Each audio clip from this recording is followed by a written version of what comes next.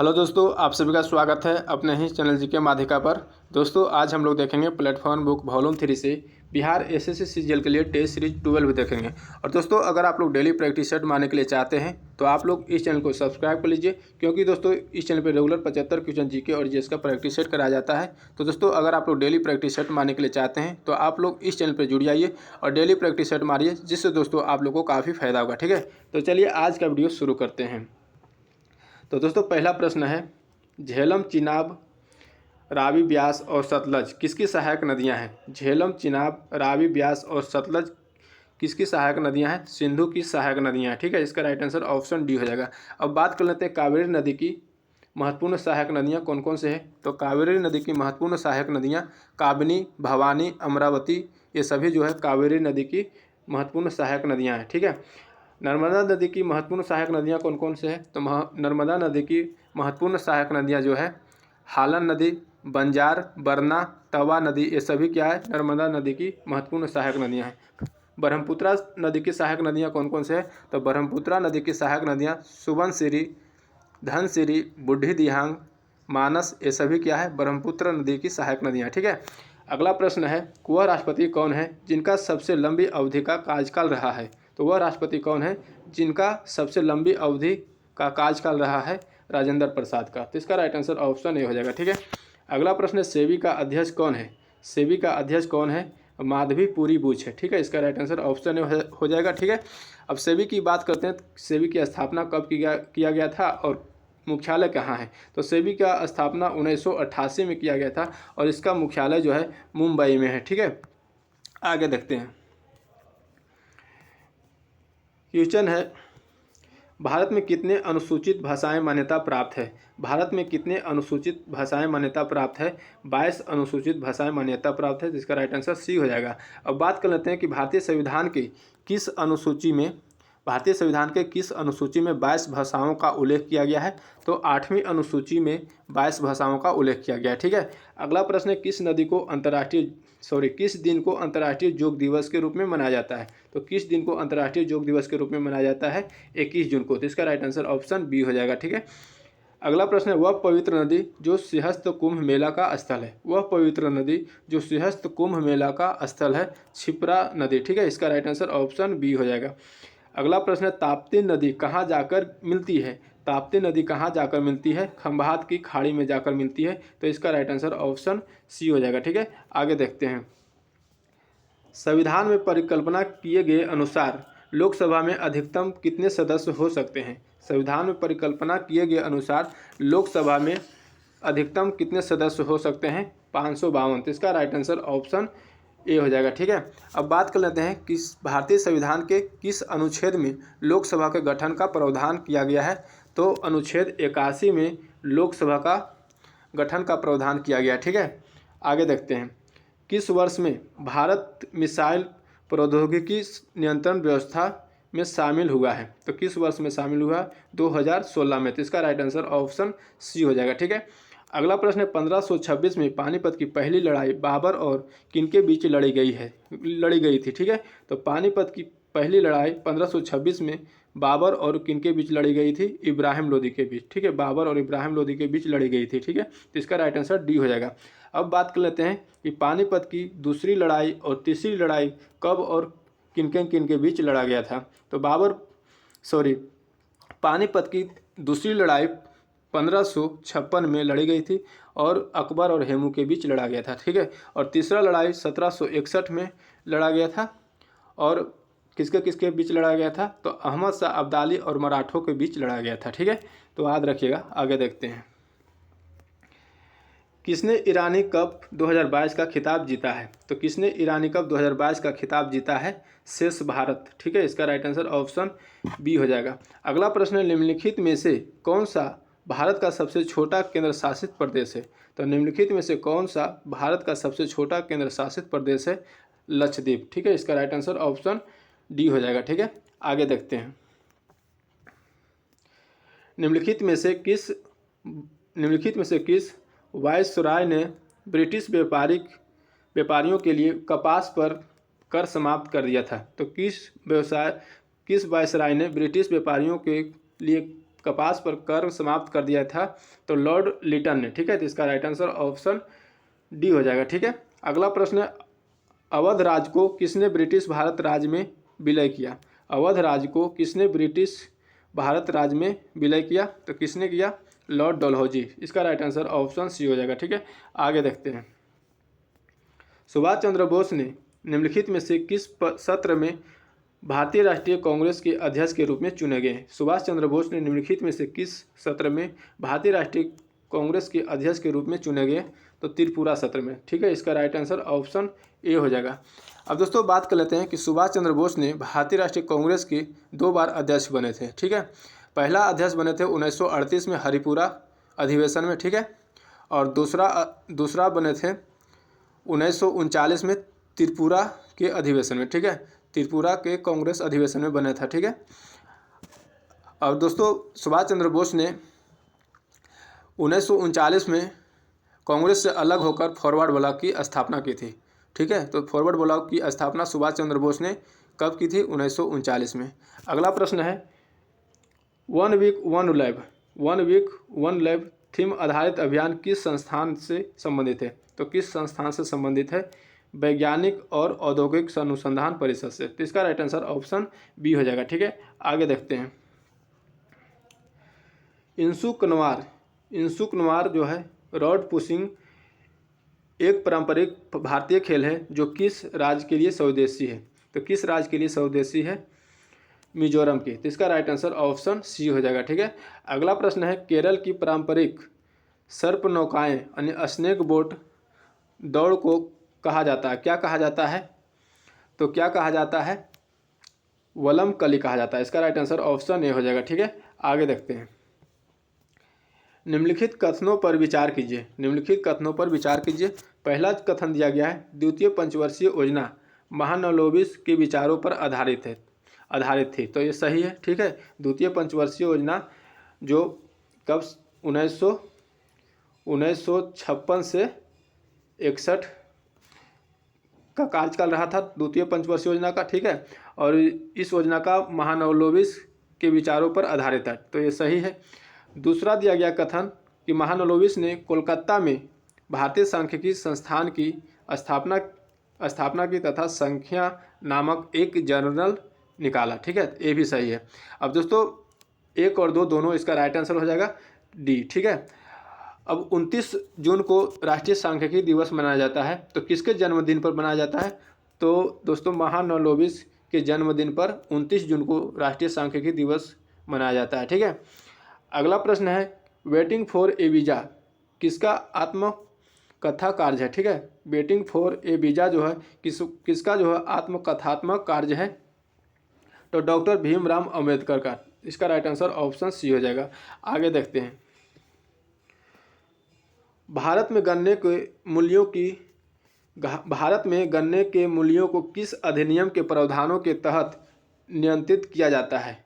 तो किस अधिनियम के प्रावधानों के तहत नियंत्रित किया जाता है? तो आवश्यक वस्तु अधिनियम 1955 के प्रावधानों के तहत नियंत्रित किया जाता है। तो इसका राइट आंसर ऑप्शन बी हो जाएगा। ठीक है, अगला प्रश्न, 2011 की जनगणना के अनुसार भारत के किस राज्य में महिला लिंगानुपात सबसे कम है? तो 2011 के जनगणना के अनुसार भारत के किस राज्य में महिला लिंगानुपात सबसे कम है? हरियाणा राज्य की। तो इसका राइट आंसर ऑप्शन ए हो जाएगा। अब दोस्तों बात कर लेते हैं कि वर्ष 2011 की जनगणना के अनुसार भारत की लिंगानुपात कितना है? तो 943 है। ठीक है, और सबसे अधिक लिंगानुपात किस राज्य की है? तो केरल राज्य की है। ठीक है, और हरियाणा का जो सबसे कम लिंगानुपात है। ठीक है, आगे देखते हैं। इंदिरा गांधी द्वारा लगाए गए आपातकाल के दौरान 42वें संशोधन अधिनियम द्वारा पेश किए गए धारा 4 और 55 को निम्नलिखित में से किस मामले में फैसला खत्म कर दिया था? तो किस मामले में फैसला खत्म कर दिया था? मिर्नवा मिल्स बनाम भारत संघ। ठीक है, इसका राइट आंसर ऑप्शन डी हो जाएगा। अगला प्रश्न है, पिछड़े एवं विकासशील देशों के लिए रोलिंग प्लान का सुझाव किसके द्वारा दिया गया था? पिछड़े एवं विकासशील देशों के लिए रोलिंग प्लान का सुझाव किसके द्वारा दिया गया था? तो किसके द्वारा दिया गया था? तो इसका हो जाएगा राइट आंसर ऑप्शन ए, गुरनार मिर्दल के द्वारा, ठीक है। इसका राइट आंसर ऑप्शन ए हो जाएगा। आगे देखते हैं, उंडवली गुफाएं किस राज्य में स्थित है? उंडवली गुफाएं किस राज्य में स्थित है?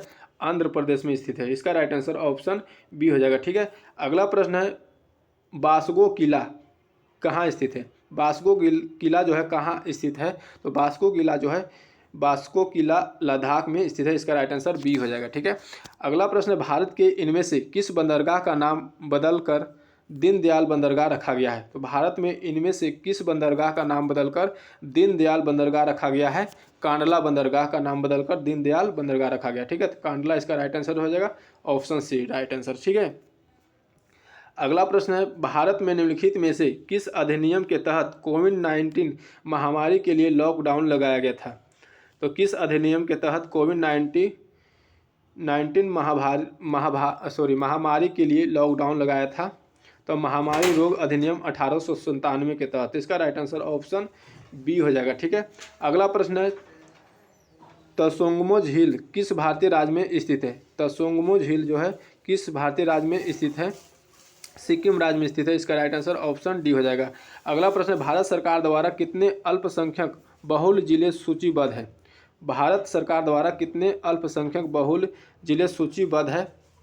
90 जिले, ठीक है। इसका राइट आंसर ऑप्शन डी हो जाएगा। आगे देखते हैं, निलंबित रासायनिक और जैविक यौगिकों से मुक्त पेयजल की सापेक्ष स्पष्टता के माप को किसके रूप में जाना जाता है? तो किसके रूप में जाना जाता है? मट मैलापन के रूप में जाना जाता है। इसका राइट आंसर डी हो जाएगा। अगला प्रश्न, शब्द ग्रैंड स्लैम किससे संबंधित है? शब्द जो है ग्रैंड स्लैम किससे संबंधित है? टेनिस से। तो इसका राइट आंसर ऑप्शन डी हो जाएगा। अब दोस्तों बात कर लेते हैं कि टेनिस से संबंधित ग्रैंड स्लैम 4 प्रकार के चैंपियंस है, कौन कौन से हैं? तो Australian open, Wimbledon, French open, US open, ये 4 चैंपियनशिप जो है ग्रैंड स्लैम चैंपियनशिप में शामिल है। और दोस्तों साल का जो पहला ग्रैंड स्लैम खेला जाता है ऑस्ट्रेलियन ओपन, और साल का अंतिम ग्रैंड स्लैम खेला जाता है यूएसए ओपन, ठीक है।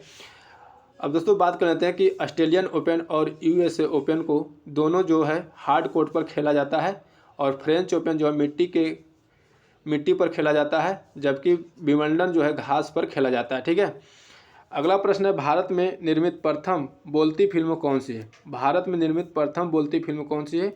आलम आरा। इसका राइट आंसर ऑप्शन ए हो जाएगा, ठीक है। अब दोस्तों बात कर लेते हैं भारत में बनी पहली रंगीन फिल्म जो है किसान कन्या है, ठीक है। राजा हरिश्चंद्र भारत की पहली फीचर फिल्म मानी जाती है, ठीक है। और प्रथम मुख्य फिल्म जो है राजा हरिश्चंद्र है, ठीक है। आगे देखते हैं, राष्ट्रीय सुरक्षा दिवस कब मनाया जाता है? राष्ट्रीय सुरक्षा दिवस कब मनाया जाता है? तो राष्ट्रीय सुरक्षा दिवस 4 मार्च को मनाया जाता है। इसका राइट आंसर ऑप्शन ए हो जाएगा, ठीक है। अगला प्रश्न, किसी उच्च न्यायालय के मुख्य न्यायाधीश की नियुक्ति किसके द्वारा की जाती है? तो राष्ट्रपति के द्वारा की जाती है। इसका राइट आंसर डी हो जाएगा, ठीक है। अगला प्रश्न है कि भारत में पहला इस्पात संयंत्र कहाँ स्थापित हुआ था? भारत में पहला इस्पात संयंत्र कहाँ स्थापित हुआ था? जमशेदपुर में। तो इसका राइट आंसर ऑप्शन बी हो जाएगा, ठीक है। अगला प्रश्न है, भारतीय चुनाव आयोग की स्थापना किस वर्ष में हुई थी? भारतीय चुनाव आयोग की स्थापना किस वर्ष में हुई थी? 1950 में। तो इसका राइट आंसर ऑप्शन बी हो जाएगा, ठीक है।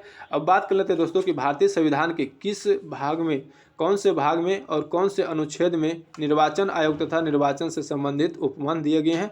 तो भारतीय संविधान के भाग 15 में अनुच्छेद 324 से 329 तक निर्वाचन आयोग तथा निर्वाचन से संबंधित उपबंध दिए गए हैं, ठीक है। अगला प्रश्न है, विक्रम पुरस्कार किसे दिया जाता है? तो विक्रम पुरस्कार किसे दिया जाता है? तो सीनियर खिलाड़ी को दिया जाता है। इसका राइट आंसर ऑप्शन सी हो जाएगा, ठीक है। अब दोस्तों विक्रम पुरस्कार जो है दिया जाता है सीनियर खिलाड़ी को, और कितना राशि दिया जाता है? तो 2 लाख रुपया दिया जाता है, ठीक है। 2 लाख रुपया पुरस्कार के रूप में दिया जाता है, ठीक है। आगे देखते हैं, सार्वजनिक सेवा delivery guarantee, public service delivery guarantee के संबंध में कानून बनाने वाला भारत का पहला राज्य कौन सा है? तो भारत का पहला राज्य कौन सा है? तो दोस्तों मध्य प्रदेश है, इसका राइट आंसर ऑप्शन डी हो जाएगा। ठीक है, अगला प्रश्न, भारत के पहले उप प्रधानमंत्री कौन थे? भारत के पहले उप प्रधानमंत्री कौन थे? सरदार वल्लभ भाई पटेल। तो इसका राइट आंसर ऑप्शन ए हो जाएगा। ठीक है, आगे देखते हैं, निम्नलिखित में से किस लिपि को ईरानी लिपि का पंजाबी संस्करण माना जाता है? तो किस लिपि को ईरानी लिपि का पंजाबी संस्करण माना जाता है? तो शाहमुखी लिपि को। ठीक है, तो इसका राइट आंसर ऑप्शन इसका हो जाएगा सी हो जाएगा। इसका राइट आंसर ऑप्शन सी हो जाएगा, शाहमुखी लिपि को। अगला प्रश्न है, मेघालय की राजधानी कहाँ है? मेघालय की राजधानी कहाँ है? तो मेघालय की राजधानी शिलांग है। इसका राइट आंसर ऑप्शन ए हो जाएगा। अगला प्रश्न है, भारतीय ओलंपिक संघ का मुख्यालय कहाँ स्थित है? भारतीय ओलंपिक संघ का मुख्यालय कहाँ स्थित है? नई दिल्ली में स्थित है। इसका राइट आंसर ऑप्शन डी हो जाएगा। ठीक है, आगे देखते हैं, धन विधेयक निम्न में पेश किया जा सकता है? धन विधेयक निम्न में पेश किया जा सकता है, केवल लोकसभा में पेश किया जा सकता है। तो इसका राइट आंसर ऑप्शन डी हो जाएगा। और दोस्तों यहाँ पर ध्यान रखिएगा कि धन विधेयक जो है भारतीय संविधान के किस अनुच्छेद से संबंधित है? तो अनुच्छेद 110 से संबंधित है। ठीक है, अगला प्रश्न है कि भारत में यूरेनियम का सबसे बड़ा उत्पादक राज्य कौन सा है? भारत में यूरेनियम का सबसे बड़ा उत्पादक राज्य कौन सा है? आंध्र प्रदेश है। ठीक है, इसका राइट आंसर ऑप्शन डी हो जाएगा। अगला प्रश्न है, चेतियागिरी बिहार सांची में मनाया जाने वाला पर्व है। चेतियागिरी बिहार सांची में मनाया जाने वाला पर्व है, तो बौद्ध पर्व है। ठीक है, इसका राइट आंसर ऑप्शन सी हो जाएगा। आगे देखते हैं, सिंधु घाटी सभ्यता का एक युग की स्थापना थी। सिंधु घाटी सभ्यता की एक युग की सभ्यता थी। कौन सी युग की सभ्यता थी? कांस्य युग की। ठीक है, इसका राइट आंसर ऑप्शन सी हो जाएगा कि सिंधु घाटी सभ्यता एक कांस्य युग की सभ्यता थी। अगला प्रश्न है, नगर पालिका से अभिप्राय भारतीय संविधान के किस अनुच्छेद से है? नगर पालिका से अभिप्राय भारतीय संविधान के किस अनुच्छेद से है? अनुच्छेद 243 त से अच तक। ठीक है, इसका राइट आंसर ऑप्शन ए हो जाएगा। अगला प्रश्न है, एलोरा यूनेस्को का विश्व धरोहर स्थल है जो महाराष्ट्र के किस जिले में स्थित है? एलोरा यूनेस्को का विश्व धरोहर स्थल है जो महाराष्ट्र के किस जिले में स्थित है? औरंगाबाद जिले में स्थित है। इसका राइट आंसर ऑप्शन ए हो जाएगा। ठीक है, आगे देखते हैं, किस नदी को लाल नदी भी कहा जाता है? किस नदी को लाल नदी भी कहा जाता है? ब्रह्मपुत्रा नदी को लाल नदी भी कहा जाता है। इसका राइट आंसर ऑप्शन डी हो जाएगा। अगला प्रश्न है, निम्नलिखित में से किसके नाभिकीय संलयन की प्रक्रिया से गुजरने की संभावना है? तो निम्नलिखित में से किसके नाभिकीय संलयन की प्रक्रिया से गुजरने की संभावना है? ड्यूटेरियम की। ठीक है, तो इसका राइट आंसर ऑप्शन सी हो जाएगा। ठीक है, अगला प्रश्न है, वे वस्तुएं जो अपना प्रकाश स्वयं उत्सर्जित करती है क्या कहलाती है? वे वस्तुएं जो अपना प्रकाश स्वयं उत्सर्जित करती है क्या कहलाती है? दीप्ति वस्तुएं कहलाती है, दीप्त वस्तुएं। ठीक है, इसका राइट आंसर ऑप्शन डी हो जाएगा। आगे देखते हैं, जब आप स्वयं के तन पर इत्र लगाते हैं तो आप ठंडा महसूस करते हैं, क्यों? जब आप स्वयं के तन पर इत्र लगाते हैं तो आप ठंडा महसूस करते हैं, क्योंकि इत्र में उपस्थित विलायक आपके तन से ऊर्जा को अवशोषित कर आसानी से वाष्पित हो जाता है। ठीक है, इसका राइट आंसर ऑप्शन सी हो जाएगा। आगे देखते हैं, कोशिका के भीतर की छोटी संरचनाएं जो एक साथ कार्य करती है क्या कहलाती हैं? कोशिका के भीतर की छोटी संरचनाएं जो एक साथ कार्य करती है क्या कहलाती है? कोशिकांग कहलाती है। इसका राइट आंसर ऑप्शन बी हो जाएगा। ठीक है, अगला प्रश्न, निम्न में से कौन सा एक समिति संस्थान है? निम्न में से कौन सा एक समिति संस्थान है? कोयला जो है एक समिति संस्थान है, कोयला एक सीमित संस्थान है। ठीक है, इसका राइट आंसर ऑप्शन हो जाएगा कि कोयला एक सीमित संस्थान है। ठीक है, अगला प्रश्न है, ब्लीचिंग पाउडर में खाली स्थान ब्लीचिंग एजेंट विद्यमान होता है। ब्लीचिंग पाउडर में खाली स्थान ब्लीचिंग एजेंट विद्यमान होता है तो क्लोरीन होता है। ठीक है, इसका राइट आंसर ऑप्शन डी हो जाएगा। आगे देखते हैं, पेशी अस्थि से किसके द्वारा संयोजित होता है? पेशी अस्थि से किसके द्वारा संयोजित होती है? केवल कंडरा द्वारा। ठीक है, इसका राइट आंसर ऑप्शन डी हो जाएगा कि केवल कंडरा पेशी अस्थि से केवल कंडरा द्वारा संयोजित होती है। ठीक है, अगला प्रश्न, मोमबत्तियाँ और सौंदर्य प्रसाधन किससे बने होते हैं? तो मोमबत्तियाँ और सौंदर्य प्रसाधन किससे बनी होती है? पैराफिन मोम से बनी होती है। इसका राइट आंसर ऑप्शन ए हो जाएगा। अगला प्रश्न, हाइड्रा किसके द्वारा प्रजनन करता है? हाइड्रा जो है किसके द्वारा प्रजनन करता है? मुकुलन के द्वारा प्रजनन करता है, ठीक है। इसका राइट आंसर ऑप्शन ए हो जाएगा। आगे देखते हैं। सर्दियों के दौरान हम काले रंग के कपड़ों में अधिक सहज महसूस करते हैं, क्योंकि सर्दियों के दौरान हम काले रंग के कपड़ों में अधिक सहज महसूस करते हैं क्योंकि गहरे रंग के कपड़े अधिक गर्मी को अवशोषित करते हैं, ठीक है। तो इसका राइट आंसर ऑप्शन सी हो जाएगा। अगला प्रश्न देखते हैं कि ऊष्माक्षेपी अभिक्रिया वह अभिक्रिया होती है जिसमें ऊष्माक्षेपी अभिक्रिया वह अभिक्रिया होती है जिसमें ऊष्मा निकलती है, ठीक है। तो इसका राइट आंसर ऑप्शन डी हो जाएगा। आगे देखते हैं। जब किसी शक्तिशाली चुंबक के छोर के निकट एक धातु लाई जाती है तो यह इससे प्रतिकर्षित करता है। यह धातु निम्न है, तो यह धातु निम्न है प्रतिचुंबकीय, ठीक है। तो इसका राइट आंसर ऑप्शन सी हो जाएगा। अगला प्रश्न है कि उन दो कोशिकांगों के नाम बताइए जिनमें उसकी स्वयं की आनुवंशिकी सामग्री होती है। उन दो कोशिकांगों के नाम बताइए जिनमें उनकी स्वयं की आनुवंशिकी सामग्री होती है, ठीक है। तो कौन से हैं? तो माइटोकॉन्ड्रिया एवं लवक, ठीक है। इसका राइट आंसर ऑप्शन बी हो जाएगा। आगे देखते हैं। निम्न वर्णित अनावृतबीजी के बारे में विशेषताओं में से एक गलत है, उसकी पहचान करें। कौन सा गलत है उसका पहचान करना है। तो बीज फल के अंदर नहीं होती है, ये सही है, ठीक है। शंकु प्रजनन संरचनाएं हैं, ये भी सही है। इनमें से अधिकतर सदाबहार पेड़ शामिल होते हैं, ये भी सही है। इनमें रंगीन फूल आते हैं, इनमें रंगीन फूल आते हैं, ये गलत है, ठीक है। तो ऑप्शन डी जो है गलत है, ठीक है। आगे देखते हैं। श्वसन के दौरान O2 अंदर ली जाती है। श्वसन के दौरान जो है O2 अंदर ली जाती है और CO2 निर्मुक्त होती है। इस विनिमय में यह भौतिक प्रक्रम मदद करता है। इस विनिमय में यह भौतिक प्रक्रम मदद करता है। किस भौतिक प्रक्रम का मदद करता है? तो विसरण का, ठीक है। इसका राइट आंसर ऑप्शन डी हो जाएगा। आगे देखते हैं। तारों तथा पृथ्वी के बीच की दूरी को किसमें मापा जाता है? तारों तथा पृथ्वी के बीच की दूरी को किसमें मापा जाता है? प्रकाश वर्ष, ठीक है, प्रकाश वर्ष में मापा जाता है। अगला प्रश्न है कि नाभिकीय शक्ति संयंत्र में प्रयुक्त होने वाले ईंधन है। नाभिकीय शक्ति संयंत्र में प्रयुक्त होने वाला ईंधन है, कौन सा ईंधन है? तो यूरेनियम, ठीक है। इसका राइट आंसर ऑप्शन सी हो जाएगा।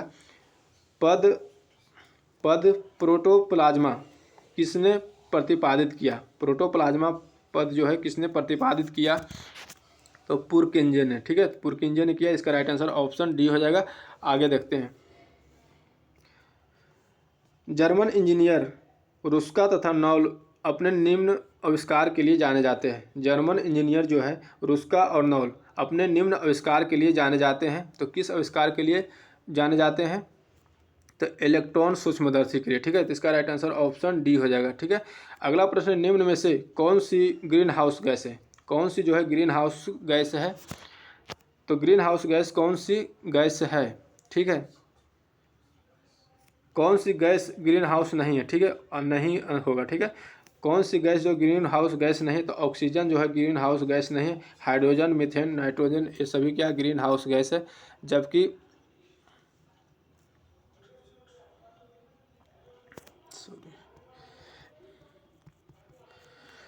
निम्नलिखित में से कौन सी ग्रीन हाउस गैस है, ठीक है। ग्रीन हाउस गैस कौन सी है? तो मीथेन जो है ग्रीन हाउस गैस है। इसका राइट आंसर बी हो जाएगा। हाइड्रोजन, ऑक्सीजन, नाइट्रोजन ये ग्रीन हाउस गैस नहीं है, ठीक है। तो मीथेन हो जाएगा। कार्बन डाइऑक्साइड ये सब क्या ग्रीन हाउस गैस है। नाइट्रस ऑक्साइड भी ग्रीन हाउस गैस है, ठीक है। ओजोन भी ग्रीन हाउस गैस है। तो ये सभी ग्रीन हाउस गैस है। जबकि हाइड्रोजन, ऑक्सीजन, नाइट्रोजन जो है ग्रीन हाउस गैस नहीं है, ठीक है। आगे देखते हैं। हालांकि चांदी बिजली का श्रेष्ठतम संवाहक है। हालांकि चांदी बिजली का श्रेष्ठतम संवाहक है, फिर भी इसका इस्तेमाल बिजली के तारों को बनाने के लिए नहीं किया जाता है। क्योंकि नहीं किया जाता है? क्योंकि यह बहुत महंगी होती है, इसीलिए नहीं किया जाता है। इसका राइट आंसर ऑप्शन डी हो जाएगा, ठीक है। आगे देखते हैं। खाली स्थान में गहरे तथा हल्के बंद होते हैं। खाली स्थान में गहरे तथा हल्के बंद होते हैं तो क्या होते हैं? चिकनी में, उपास्थि में, धारीदार में, पेशी में, एक अस्थि में। तो किस में होती है? तो धारीदार पेशी में जो गहरे और हल्के रंग की बंद होती है, ठीक है। अगला प्रश्न है सोडियम कार्बोनेट का रासायनिक सूत्र क्या है। सोडियम कार्बोनेट का रासायनिक सूत्र क्या है, तो Na2CO3। ठीक है, इसका राइट आंसर ऑप्शन बी हो जाएगा। सोडियम कार्बोनेट का रासायनिक सूत्र Na2CO3 होता है। ठीक है, अगला प्रश्न है निर्मित भोजन पत्तियों से विभिन्न भागों में किसके द्वारा जाया जाता है। निर्मित भोजन पत्तियों से विभिन्न भागों में किसके द्वारा ले जाया जाता है, तो फ्लोएम के द्वारा ले जाया जाता है। ठीक है, और जाइलम के द्वारा जल और खनिज पदार्थ ले जाया जाता है। ठीक है, अगला प्रश्न है पोटेशियम और आयोडीन के उत्पादन में प्रयुक्त होने वाला भूरा शैवाल है। पोटेशियम और आयोडीन के उत्पादन में प्रयुक्त होने वाला भूरा शैवाल कौन से शैवाल है, लैमिनेरिया। ठीक है, इसका राइट आंसर ऑप्शन बी हो जाएगा। ठीक है, तो दोस्तों आज के वीडियो यहीं तक रहने देते हैं, फिर मिलेंगे अगले वीडियो में नए सेट के साथ। अगर वीडियो अच्छा लगा तो लाइक करिएगा, चैनल पे नहीं तो चैनल को सब्सक्राइब करके बेल आइकन दबा लीजिएगा। जय हिंद।